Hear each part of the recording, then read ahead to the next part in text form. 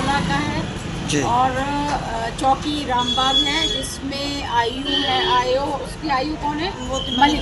मलिक जी उसकी आयु है। और इनके हस्बैंड से 4 महीने पहले कुछ वो ई रिक्शा चलाते थे, तो ठेकेदारों ने मारपीट की, बहुत ज़्यादा मारपीट के बाद वो घायल अवस्था में थाने गए। उन्होंने FIR दर्ज कराई।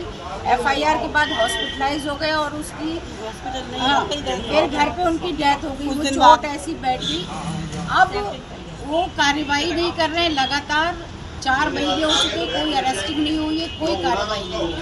तो इनका कहना ये है कि आयु साहब जो भी है वहाँ मलिक, उनसे तब वो ईमानदारी से काम नहीं कर रहे हैं, तो तफ्तीश उनसे वापस ले ली जाए।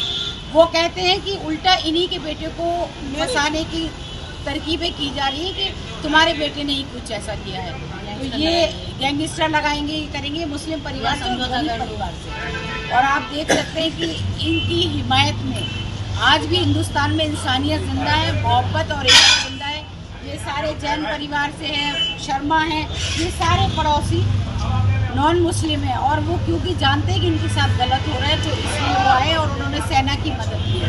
इसलिए मुझे मैं ये कहना चाह रही हूँ, जो मेरे पति के साथ हुआ, मेरे पति बेरहम बेदर्दी से मारे गए रामबाग फिरोजाबाद रोड पुल के नीचे, और काफी उनके गंभीर चोटें आई थी।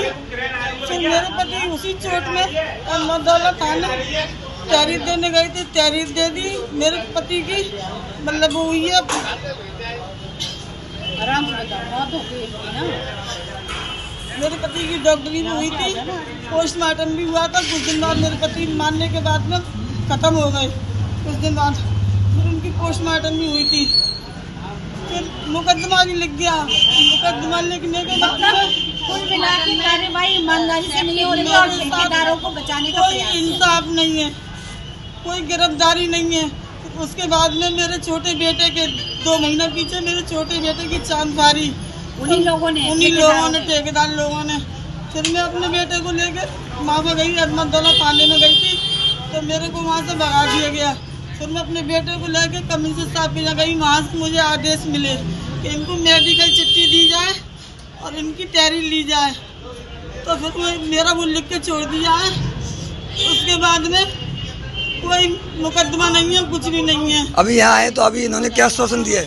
अब इन्होंने किया है कि हम करवाएंगे, आश्वासन दिया है और जांच ACP साहब को दे दी है और आयु भी चेंज करने का कमिटमेंट किया है कि हम आयु चेंज करेंगे, क्योंकि हमें सब लोगों का कहना है कि मिस्टर मलिक काम नहीं कर रहे हैं ईमानदारी। ठेकेदारों को बचाने का प्रयास किया जा रहा है और इनसे कहा जा रहा है कि तुम हम FIR लगाने जा रहे हैं, तुम्हारे बेटे नहीं मारा।